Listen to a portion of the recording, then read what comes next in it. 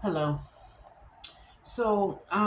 I want to make this video about racism, colorism, um, a lot of related topics um, in that realm of topics, whatever. Uh, as it relates to the Great Replacement Theory, or whatever you want to call it. I just saw a video about um, it's about Hollywood families, particularly the Diana Ross family, and how it became white um, over time. And it made me start to think. I mean, I've been thinking about this for years now. That before this, before this great replacement theory came to be a thing in the whole red pill, alt right manosphere stuff, whatever. I saw already that really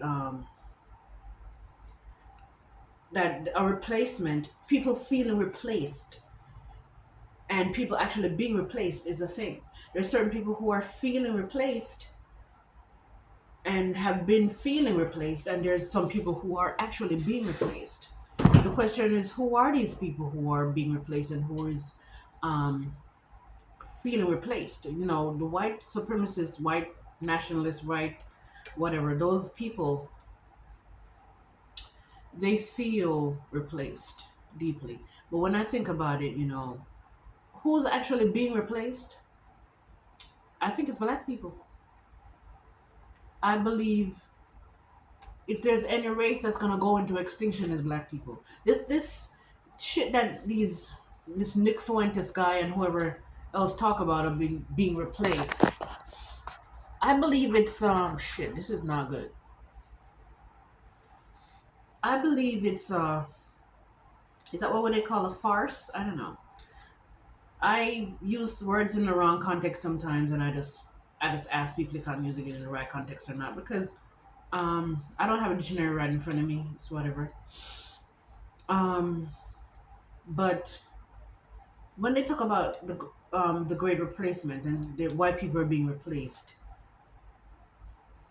to some degree, I mean, you're gonna have a lot of people. People are getting browner and more browner and more browner. But who's being washed out and who will be washed out as a result? I believe it's black people. Nobody's trying is deliberately trying to get rid of white people. This is a lie. Nobody's deliberately trying to get rid of white people. But I tell you who people want who I don't know how to say this. Anyway, black people are the people that um, are being replaced and going into extinction, and this is being done by, and this will be done by different efforts, different source efforts from the black community itself, and also non-black people who want to get rid of black people. Um, you have to understand that whoever is desired the most are who are seen are the desirables. Nobody's going to want to get rid of them. Nobody really wants to get rid of white people. White people don't want to get rid of white people, and non-white people don't want to get rid of white people. People love whiteness. People praise whiteness. They see it as status. They see it as class. They see it as superiority. They see it as beauty. Nobody wants to get rid of white people. This is a lie. But I have no doubt in my mind that so many of the people um, in the in the white manosphere or with the white nationalist people, I have no doubt in my mind that these people actually believe that they're being replaced. So it's not that they're lying per se. It's just that they really believe this. Now, is there are there but remember I have Tourette's. I have a speech issue too. I have aphasia. that I deal with, and this kind of stuff had held me back greatly in my life, in a lot of ways. But um, damn, what was I saying? I forgot what I was saying. You have to remember, my mental illness. Part of it is like memory. I have a memory problem. I forgot what I was saying, and I do not want to edit this book. This book. I do not want to edit this video. Why? Because I don't have editing material right now. I don't have a PC. I was trying to buy a PC in Black Friday. I didn't get the prices I want. I'm thinking about it. Maybe I really should have take the risk and buy whatever. Anyway, um, nobody wants to get rid of white people. These men, I think I remember now. These men, they really do believe. These people, they believe that they're being replaced because I don't know how to prove that there aren't certain sources, is what I was saying. Certain media sources, certain what seems like reliable sources, making these people believe that they're being replaced. Like statistics and that kind of stuff. This is why I don't fuck with statistics when it comes to. I have so much to say, my God. When it comes to debating people, everybody want to call for statistics and shit. And whatever study, this study says this and this study says that. And here's the thing, in the realm and in the field of manipulation, people tell lies so they could tell. People tell truth rather, so they could tell a lie and get away with a lie. If they tell you a bunch of truth, when it's time for you to for them to tell you a lie, you're gonna believe them. So I have no doubt in my mind that there are statistics out there, and our studies being out statistics that are based on certain studies when it comes to demographics, when it comes to population and that kind of stuff, and how people differ with different things. I'm sure some of them are reliable. Sure some of the sources are reliable. I'm sure some of them are accurate or close to accurate. However, people will give you a lot of truth about stuff. That the ones that they want to lie about to trick people for whatever reason, that they will get away with it. I don't fuck with statistics because I don't know where the sources are coming from. Anybody could write anything on the internet. Anybody could write, go into whatever the source is, the media source, the database of whatever, and put, oh, this statistic says this about these people, and this number of people are doing this, and anybody could do that for whatever agenda. And I'm just saying this to say that these people who believe that they're being replaced, we don't know that this is the actual case. In fact, I'm pretty sure it's not the case, because wherever they get statistics from might very well be a source that has an agenda, to cause a kind of unrest, among people, to trigger a war, because these people are masters in psychology. They know that if they make these men feel very replaced, let me tell you something about replaced trauma, man. There's so many videos I have to make about so many topics, and I wish I had a freaking PC. Somebody out there in the internet world, y'all want to donate a PC to me? Um, because I'm in the middle of trying to find a paying job right now. I had my job, and my job was a contract job. It ended, and then I got this new job, and then these motherfuckers decided that because I wasn't ready when they were ready for me, because I had to finish the contract, that they're not gonna take me on. Okay, I need a PC. I need to be able to edit videos and make professional videos, with all the stuff that people do with professional videos, so I could actually market my shit. But I need help, and I have a lot to say, and a lot needs to be said in a very short amount of time, because the world is getting crazy, and I cannot continue to stay in hiding. I cannot continue to allow my mental illnesses to like rub me out, they would say in Jamaica. I'm getting rubbed out. I'm getting erased. I'm getting replaced. And I could tell you based on this that being replaced and feel whether you're being replaced or you just feel like you're being replaced, it's a very valid feeling and it is horrible. Takes me back to what I was saying. It's crazy how all these different topics they align, right? Um, yeah, replace trauma is probably the most. I don't know if it's the most, but I believe it's probably the most um, damaging, most deeply traumatic trauma. Let's put it that way.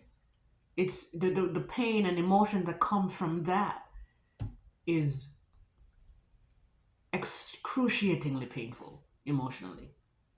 And this is why, when people talk about the great replacement theory, this is nothing to play with.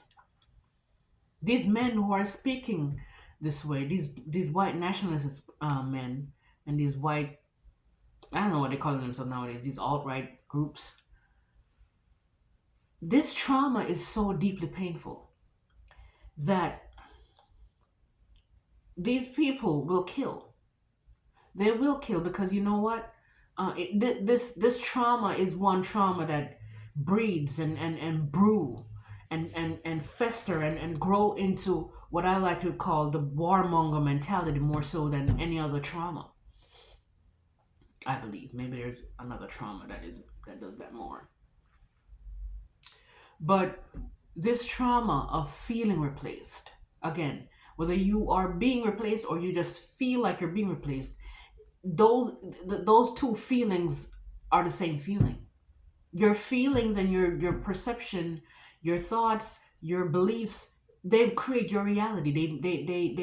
They filter your reality. You will see your reality through those things, and therefore, that will be your truth. It will be your reality, your truth. So, um, yeah. So these men, this is not something to play with. Feeling replaced, you know, because while in this purpose that I have to live out to help to wake up the world, to raise the vibration of Earth. I my one of my main purpose in this life is to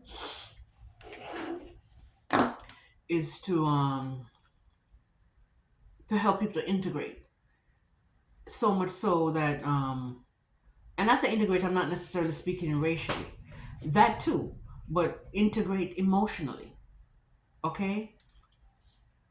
And my sub purposes that feeds into that purpose is to try as much as possible to prevent. I don't want to use the word prevent because it sounds like I'm suggesting that I would single-handedly prevent a race war from happening. But one of my purposes is to aid, let's say that, to contribute what I need to contribute to as much as possible with what I have to say and teach the world about race, about emotions, about um, people, relationships, whatever. To These things would aid into trying to shift, to help people on their shift to avoid this race war from happening, to avoid this kind of a civil unrest where race is a part of it and genderism is a part of it, homophobia, all these things. We need integration of our emotion relative to these subjects. And I was just saying that because I had such a big purpose, so much to teach. Um, when I feel like I'm being replaced, because I can't just put my work out there. And the reason why I feel like I'm being replaced is because the universe literally does that. The universe, if you're given a purpose, if the universe gave you a purpose to live, if you came into this life and you chose a purpose, because I believe people choose their lives. Again, this topic comes back up in this video today, and you're not living it. The universe has a way of replacing you and having somebody do it for you. And I'm telling you, when you see that start to happen, man, it feels like you're dying. And literally, this will go back into what I'm saying about these alt-right groups. It feels like you're dying because it feels like the thing that feeds you, your life force, your life source, feeds you chi energy, is a big part of that is your purpose. Your purpose is programmed in your soul's matrix. Okay, it's that thing that keeps you, gives you that inspiration and motivation to keep going. It literally keeps you light on your feet, and it makes you get up out of your bed and go and create. Okay, and be a co-creator for this universe. Okay, so when that starts to be pinched off, when that energy starts to, oh my god, why am I getting these cramps? Mm, my period, my period ended a week ago. Why am I getting cramps? Oh, child, look, I don't want to leave this video. Okay, again, I don't have an editing software. Yeah, let me, I don't know, I'm not, this is not good. This is not good. Why you have to be happening to me while I'm trying to make this video? I can't go to the bathroom now. I'm gonna have to suppress this bowel movement. I'm sorry. Sorry for the TMI. Too much information, but I practice shamelessness. So I talk about bowel movement and fart and that kind of stuff. People don't want to hear that coming from a woman. Especially if you're a woman that, sometimes get your hair done and try to look cute and shit. People don't want to hear that, but I don't believe that's a healthy way to live. So I talk about these things that we're not supposed to talk about, like farting and that kind of shit. And I do these things, okay? So my stomach is not functioning right now. Anyway, let me just continue to talk until whatever.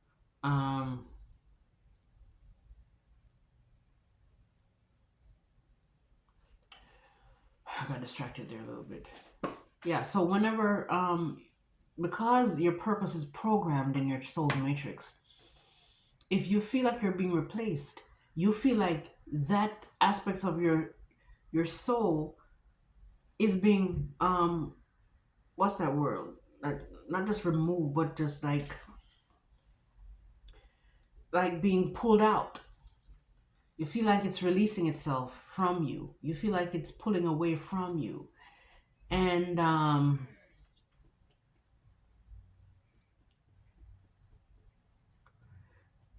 what that feels like is that if this is what gives you a reason to live, if that is being pulled away, what you're left with is a shell of yourself.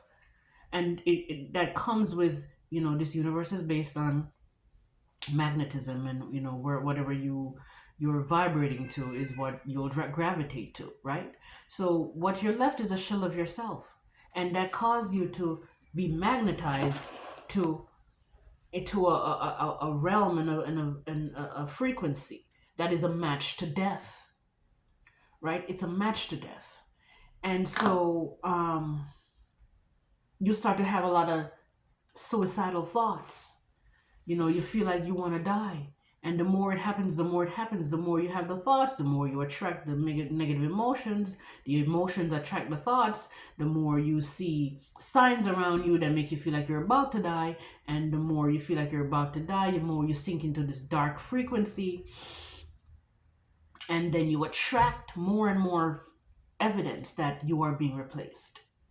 And the more you track those things, the more you get the negative thoughts, the more your soul, your feeling of being replaced heightens, and the more that that life force purpose that is here to make you feel alive pulls out of you. And it's not even that it's being pulled out of you. It's just that you are aligning with a negative frequency that is not a match to that.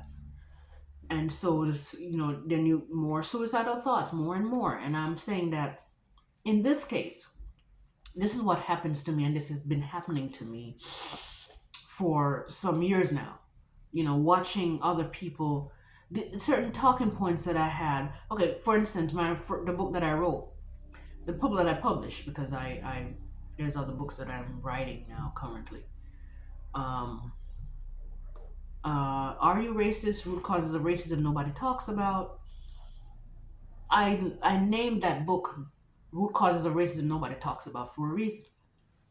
Because back then, in 2015, when I started to write this book, those talking points were fresh, they were groundbreaking, they were powerful. As time progressed, more and more I watched more people having those talking points and making those philosophies, those whatever those ideologies that I put in that book that was very rare at that time. Because as time progressed, people wake up and certain things out there in the thought sphere, certain ideas that float around in um in the thought realm, people become less dense as time progresses. That's another topic. And so they pull in these ideas, and especially people who are highly intuitive. So I watch people talk more and more about stuff that I couldn't put out there myself as much and as effective and as thorough as I would like to, because of my mental illnesses, because of not being able, my dissociative mental illness mostly, along with the Tourette's and all this other stuff, man. Sometimes when you come into this life, to live it and to live with a purpose, you're just living, under the mercy of probabilities, a bunch of possibilities, probabilities, potentials of things happening to you. There's no guarantee that you're going to get on the trajectory of like straight and narrow on your life purpose trajectory and stay there till you get there and fulfill that purpose fully and thoroughly. And I don't know what, there's another word that I can't think of right now. You're not going to be able to, you might not be able to do those things fully and forthrightly, um, as you would like to. And maybe there's a little bit of this on everybody's journey, but my journey has been an extremely painful one. Okay, and I'm just saying this to say that that book that I wrote, and also other content that I have and other talking points that I have relatives. I mean, I there's so many people saying these things now because I labeled the book Root Causes of Racism Nobody Talks About, because people weren't talking about things like that back then. People were talking about a little bit of that back then, but not as much. By far not as much. So fast forward 10, 11 years later, people are very, the awakening is happening. And so over time, the more it happened, the more I felt replaced, and the more my suicidal feelings would just heighten and become strong. And I'm just saying this to say that I wanted to die, and homeless, I manifested. Yeah, I manifested homelessness. I was homeless on and off for years. And these things are the main reasons, I could not get where I need to get to because of so much fear, so much mental illness, so much dissociativeness, Tourette's, um, memory problems, addictions, living in my head. I mean, pile and piles and piles of mental issues that I had to work on and integrate. Now, while I'm in a better place now, I'm still battling these things to a certain degree. And I got out of homelessness, and gosh darn it, I'm scared now because I lost my job, and I'm really like psychotic about finding a new job soon. It's just a regular job until I start selling these books and I start you know selling this content and probably coaching people. There's so much that I could do, and not only that, I have some talents that I could do. I have the potential to be a good dancer. Um, I have the potential to be a decent actress. I wouldn't want to be an actress though. Um, I have I'm an artist. I draw. Um, I I have a dissociative alter that is. a comedian. And I have to really say it out and say it proud now, because back in the day, um, like 6 years ago, when I was in Jamaica, I was telling people in my family that I have that. I have an altar that is a comedian, and she vacillates, this altar, between a personality that is a Jamaican personality and also a Black American personality. Maybe those are two different altars. That is also a comedic side of me. It don't seem that way right now, because I and that's another thing. It plays into what I'm saying, that I dissociate so much, that those parts of me that is playful and animated and just boisterous and expressive, I had to suppress, growing up. So when it comes to like dancing, I freaking love to dance. It's the only thing that makes sense for me to to work out. This is why I need content, building things to actually make content, because um to edit videos and that kind of stuff, because I digress. I'm digressing. And I wanted to stay on topic, but I feel like when I have, maybe this is another kind of procrastination that I'm doing, because I'm telling myself that when I have my, my everything set up on my computer desk and I could edit videos the right way, is when I'm gonna make the best quality videos. And maybe I could just make fucking freestyle videos like I'm doing now and just do it. But I'm afraid that me digressing like I am now, and how much I digress, is gonna take away from people's interest. Like, people are gonna be so deeply distracted by my distraction, i.e., the digressing, that they just kind of get up and leave the video. I don't know. I might be wrong. Maybe even the digressing is interesting enough to keep them captured and keep them, focused on the video itself. Um, Long story short, this this stuff that I'm talking about with myself and feeling replaced is excruciatingly painful, and it leads to suicidal feelings. Here's how it plays into this great replacement thing now with these guys.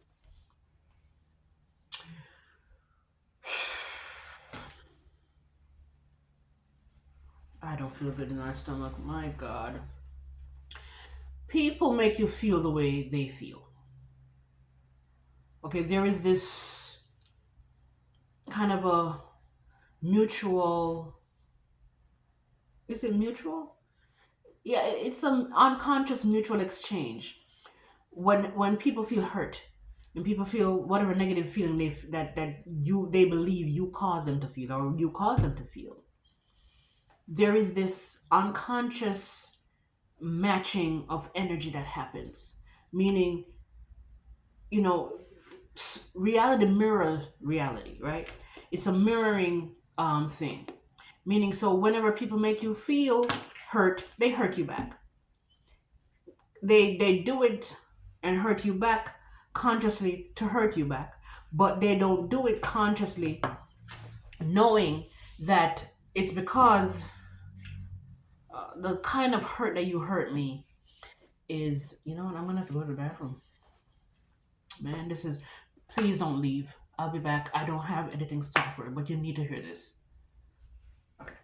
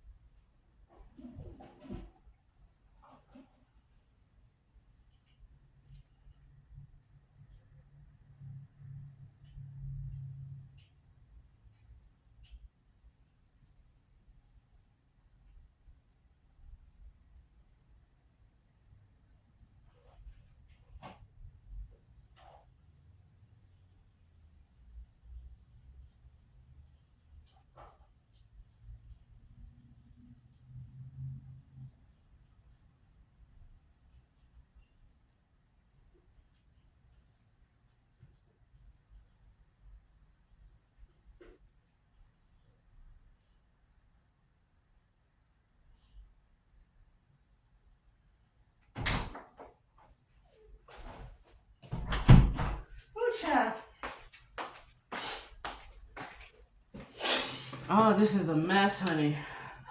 No, I don't even remember where I was. Can you believe that? Yeah, I don't remember where I was. Okay, well, let me try to go back to somewhere where I do remember, right? Um, when you talk about, yeah, so maybe I think this is where I was.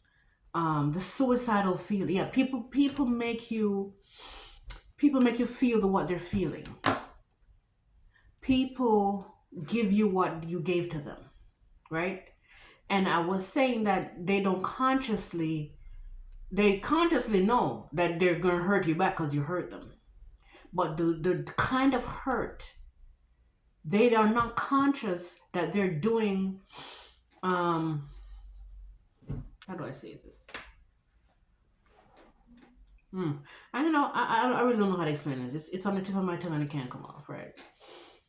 Um, without this light, it's better.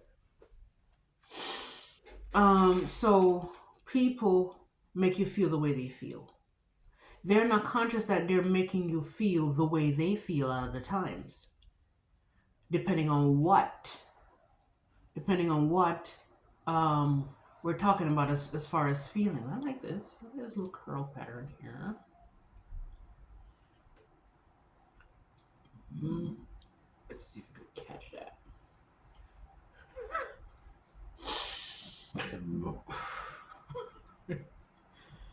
Oh my god.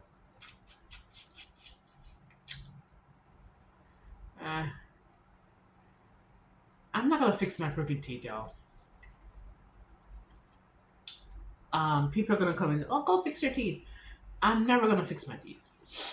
If some rich guy wanna come in my life and pay for it, I'd probably do it then. But I'm not gonna spend my own money and fix my teeth. I'm not. I'm just not. I'm okay with it. It's crooked. Oh well. Again, I practice shamelessness. So if you can't stand to see people being shameless like me, or seeing people, exposing and airing out their dirty laundry and hearing out their flaws, this is not the channel for you. Shamelessness is a heightened consciousness, and it's a kind of consciousness that people need to take on to heal. Um, so yeah, people are not conscious that you know they don't know. They know they're trying to hurt you back, but they don't know that. I forgot what I was going to say that they don't know. Anyway, because people make you feel the way they feel. If people are feeling suicidal because they feel replaced, or they feel like they're being replaced, what they're matched to is a feeling of death and dying and suicide and these kind of things. This is why this kind of stuff, the great replacement theory, whether real or not for the white community, it leads to a warmonger mentality, because when people feel dead because they feel replaced, and they feel suicidal because they feel dead, because they feel replaced, what they want to do is kill, because people's subconscious minds, subconscious energy, subconscious emotional energy is going to give you back in terms of a kind of a magnetized feeling of I'm a match to death because I feel suicidal, and then I'm gonna give you death. They are not conscious of that process on the energetic kind of a consciousness part of it, but they are conscious that they're trying to hurt you back because you hurt them, and probably only some of them are conscious of that. So this is why this replacement stuff will ultimately and can ultimately lead to war and race war and civil unrest and all these things, because people are coming from a place of, I feel so deeply replaced. In order to feel better and to feel not replaced, I have to replace these people. And if I feel replaced, and being replaced is akin to death and having suicidal feelings, in order to feel better, I'm going to have to give them what I'm feeling, which is death. That's what I'm saying. And this is why this civil war that's going on in this world is is crazy, and people should not take this stuff lightly. This ICE stuff, this this this red pill stuff, this immigration stuff, racism, all these things comes full circle, and it turns into like war. Again, I do not believe that white people are the ones who are being replaced. I believe it's black people. Okay? And I was talking about statistics and whatever is making white people, but you know why I believe that these statistics, if they exist, because it could be that these men are just drawing these ideas and these conclusions, or what they believe are conclusions, from just observing stuff. Um, but let's say that these statistics and these studies exist, that white people are going to be replaced. The country and the world is going to be brown in how many decades to come or whatever. I agree that there's going to be an increase of brown people, but I think what we're going to have is brown people and white people and whatever other brown people exist. Um, but I believe black people are the ones um, who want to, because many of us want to, right?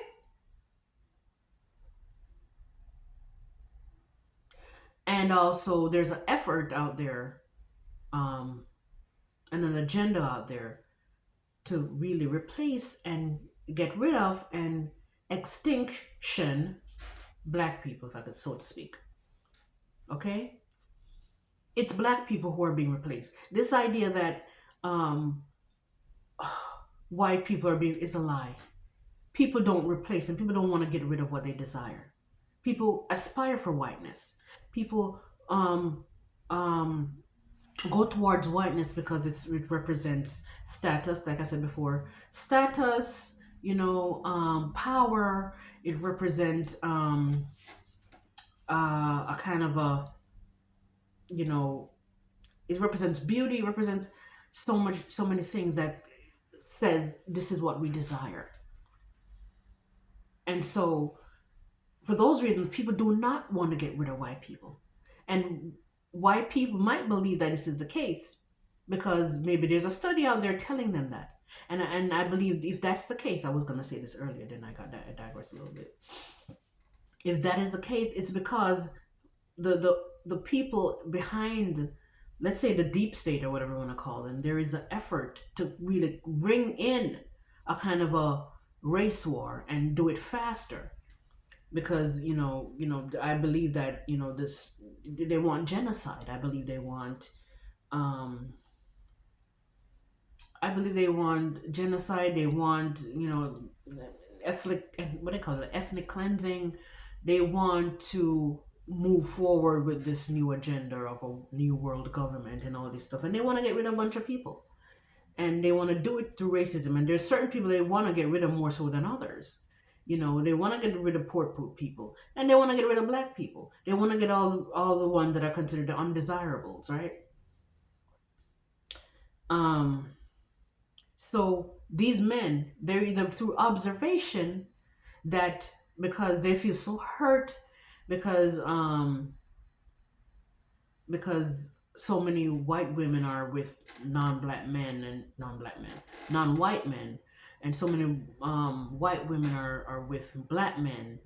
That hurt that they feel, is they want to label it as we're being replaced. It's really a kind of hurt that they feel about um, just feeling replaced, feel like white women are replacing them with black guys.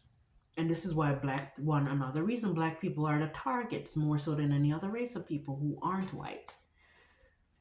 Okay? Because we pose a bigger threat to them as far as them believing they're being replaced. Okay? And whenever something is looked down upon as being inferior, people are going to be threatened by those things the most. So, because black people are put at the bottom and seen as the most inferior race by society,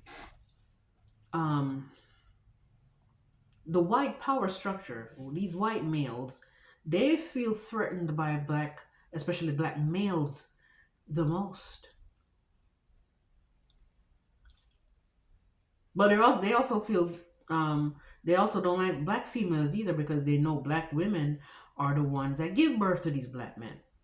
So keeping black women around is there's no reason to do that either. So um, black people are the ones who are being targeted. So any amount of technology that there is to get rid of people, whatever high tech military um, forces they have out there that kill people, whatever thing that they could use to fuck with the weather to kill people, whatever they could use to kill masses of people at one time or over time, they're gonna be using those things on black people, on poor people, on whatever undesirable, whatever who they feel like they're more threatened by, right? So that is going on, and I'm pretty sure that will go on if things don't change. I'm not the most optimistic about things changing. I'm not gonna lie to you. I'm not.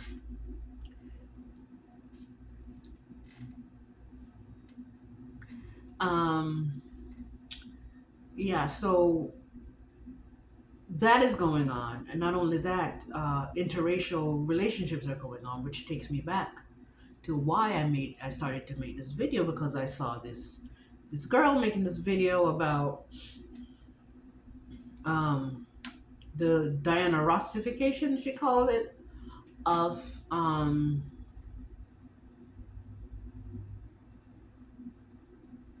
of Hollywood families, black families. Yeah, so this extinction of which I speak and the great replacement stuff is happening to black people because we're doing it ourselves. We're doing it ourselves. And I don't know how we're gonna not do it ourselves. That's the thing. Because you know what, we do not have enough self love in the community as it is to sustain it. We do not have enough self love in the black community to keep it alive. You know, this is hard to talk about. What I'm about to talk about is hard to talk about. But it's a very big part of my life purpose to talk about this aspect of racism. Okay? Um, in my book, um, Are You Racist? Root Causes of Racism Nobody Talks About, um, chapter 3, I think it's chapter 3, is called The Look of Power.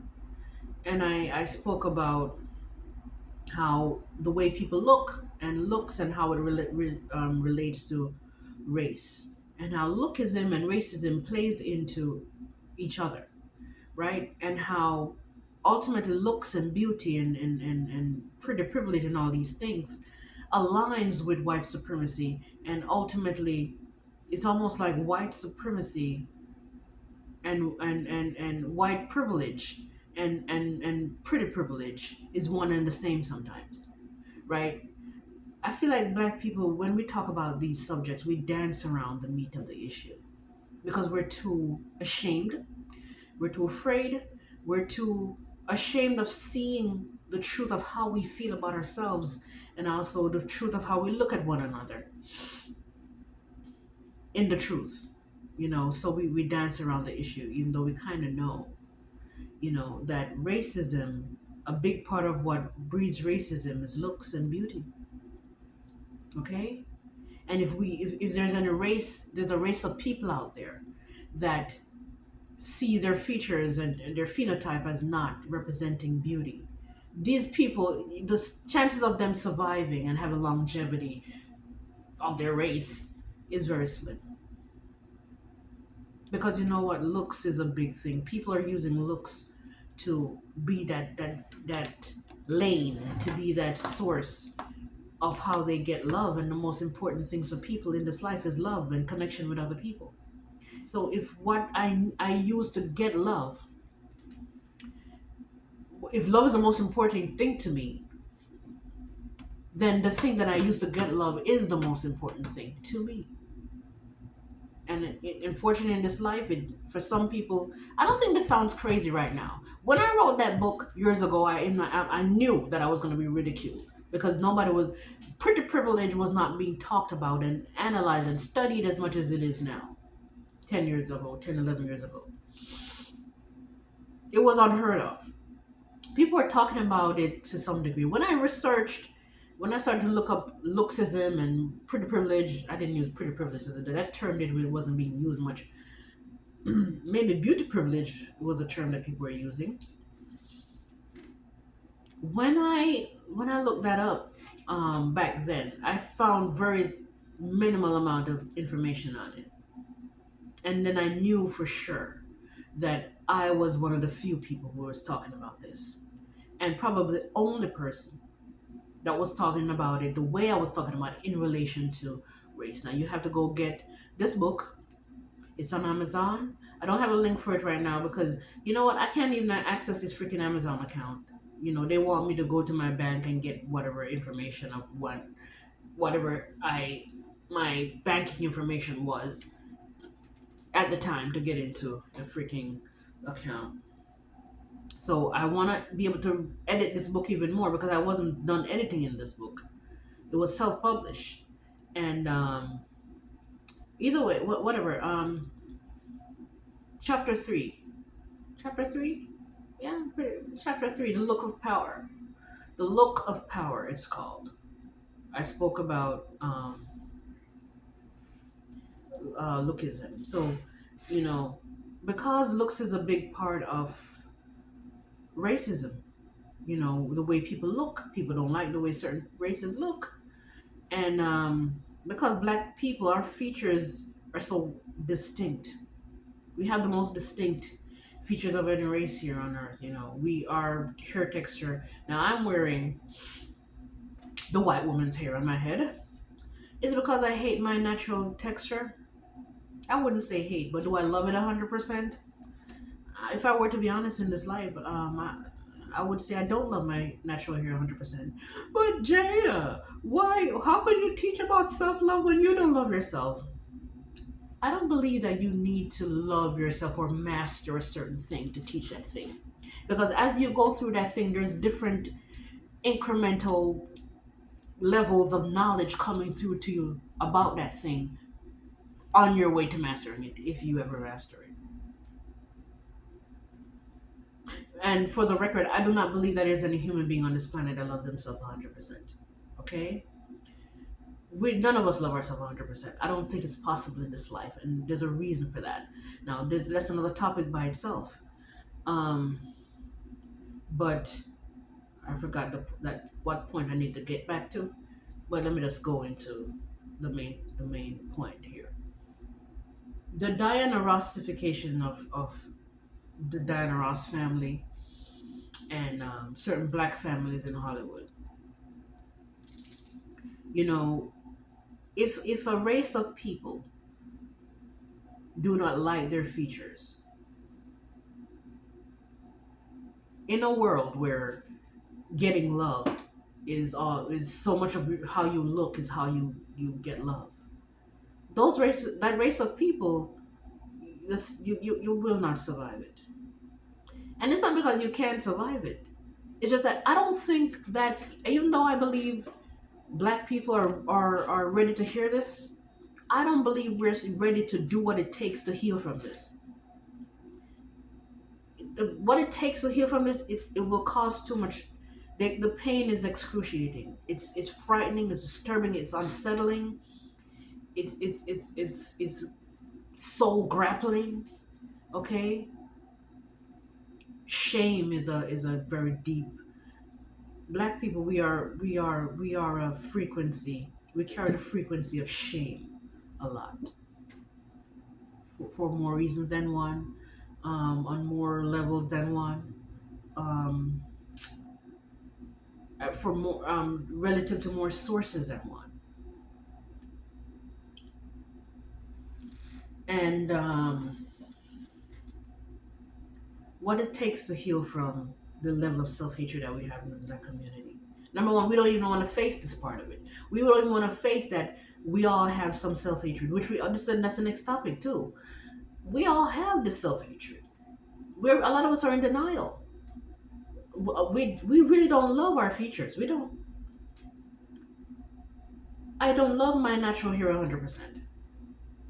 I have love for it now and where I am in my life. And there was never a time in my life where I hated my natural hair per se. Because I come from a family where we have a lot of hair. We're a hairy family. I don't know if you can see my hairy arms. I don't know if it's showing, but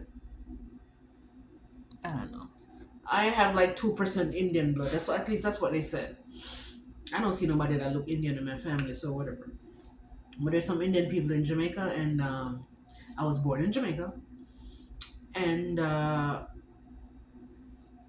there's some of us that have some Indian blood, and some of us, I believe, have some Arawakian blood. The Arawaks were the kind of a tiny of kind of Indians or so-called Indians that existed in Jamaica before black people were dropped off, or so we were told.